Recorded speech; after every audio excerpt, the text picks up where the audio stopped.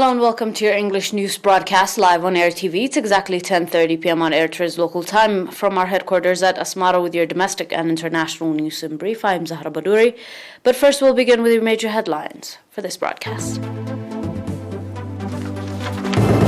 An announcement from the Ministry of Health. Nationals in UAE conduct seminar and Harat Transportation Company expanding services. US and Taliban hold first talks since Afghanistan's withdrawal. And 16 killed after plane crash in Russian Taristan region.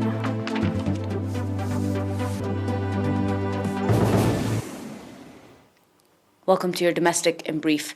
3 patients have been diagnosed positive for COVID-19 and tests carried out today at quarantine centers in the central and southern regions. Out of these, 2 patients are from quarantine centers in Asmara, central region, and 1 patient is from the quarantine center in Mandafara, southern region. Sadly, a 64-year-old patient from the central region has passed away due to the pandemic. The total number of confirmed cases in the country to date has increased to 6,744.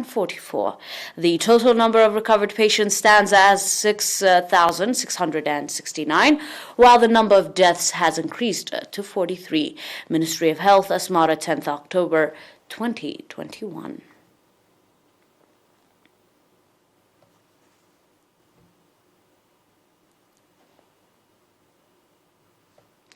The head of economic affairs of the PFDJ, Mr. Hagos Gabrihiwet, conducted a seminar to nationals residing in the United Arab Emirates on the objective of homeland and regional developments.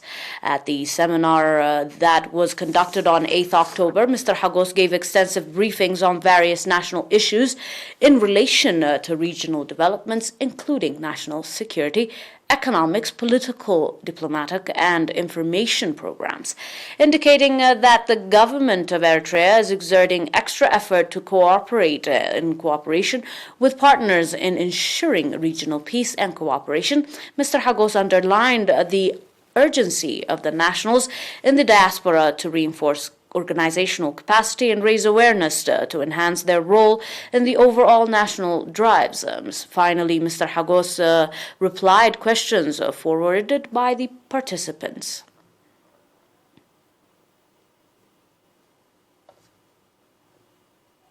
On your final domestic report, the Harat Transportation Company is working to enhance capacity and expand services throughout the country.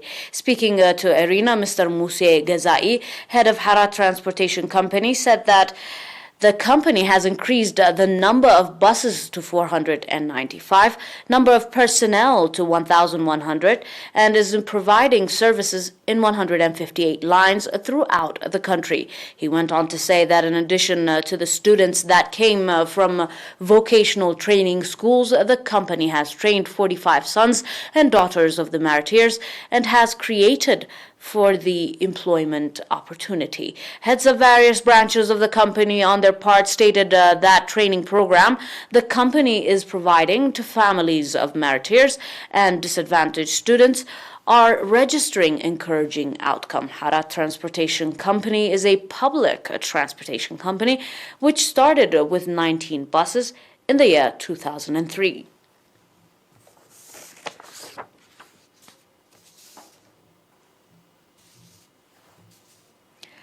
Up next with your global report, do stay with us for more.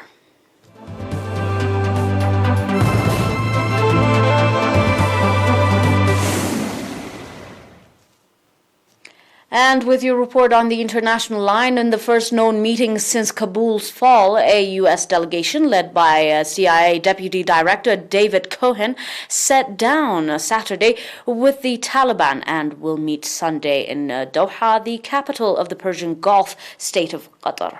CBS News has learned. According to a U.S. official, the White House decided to position the CIA in a lead role in part to signal that the engagement is focused on terrorism. On Friday, a terror attack by ISIS-K is Kunduz killed dozens. In September, Cohen said that the CIA has seen indications of some potential movement of al-Qaeda to Afghanistan, adding that the agency would obviously keep a very close eye on that. Defense and intelligence officials have said that al-Qaeda could reconstitute and regain a capability to attack the United States in a few years, as 6 months. Another issue the parties are discussing is easing the evacuation of foreign citizens and Afghans from the country. Officials from both sides reported. A State Department official described the engagement as pragmatic in nature and focused on issues of U.S. Vital national interest, in quotation. In response to a CBS News inquiry, a State Department spokesman emailed comment that the meeting, in quotation, is not about granting recognition or conferring legitimacy. In August, CIA Director William Burns met secretly with Taliban co-founder Abdul Ghani Bardar. The highest level encounter between the group and Biden administration officials. At the point, Bardar was at the time seen as the likely head of a Taliban government. He's now the group's deputy prime minister. U.S. forces withdrew from Afghanistan in late August, ending a 20-year military presence there.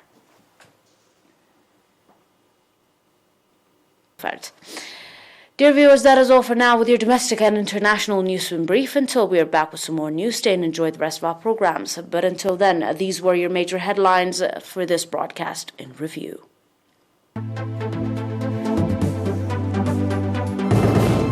An announcement from the Ministry of Health as your primary domestic. Nationals in the UAE conduct a seminar. And ERi Transportation Company expanding services. U.S. and Taliban hold first talks since Afghanistan's withdrawal.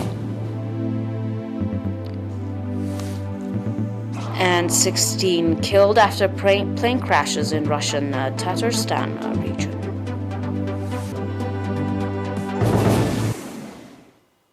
That is all for now, and thanks for watching. Have a nice one.